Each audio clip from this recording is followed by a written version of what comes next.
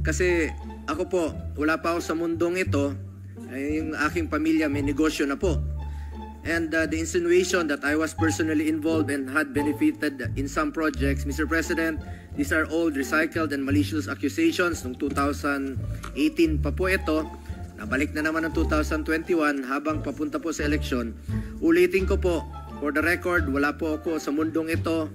Meron na po negosyo ang aking pamilya, pero ni minsan po ni piso hindi nakinabang ang aking pamilya sa pagiging taong gobyerno ko. In fact, hindi po nakakalapit ang aking mga kamag-anak kahit na nasa Malacanang kami noon.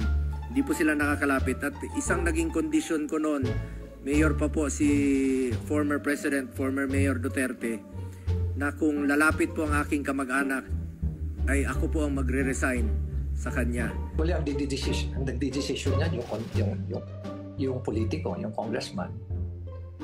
Kasi siya yung naghanap ng pondo, siya rin ang didikta. And usually, pag siya ang didikta, yung paborito niyang congressman, kung ay paborito niyang contractor, kung hindi siya ang contractor. Kasi alam mo yung manloloko, lawyer, sorry,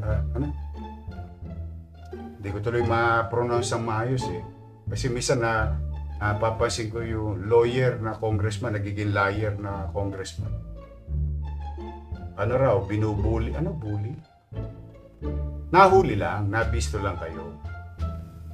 Kaya umiiyak kayo. Ako po nagtataka, dapat alam po niya na ang talagang nangangasiwa dito at nakikipag-coordinate sa kanila, hindi naman po opisina ko kung hindi ang DPWH. Kaya lang, putak po siya ng putak na para pong aso, tahol ng tahol. Mali po yung tinatahulan niya. Sabi mo, hindi ka pa nagkapag-umpisa ng flood control projects. Paano ka nagkaroon ng lisensya? Paano ka naging quadruple A? At lalong mahalaga, paano ka nasama sa 15?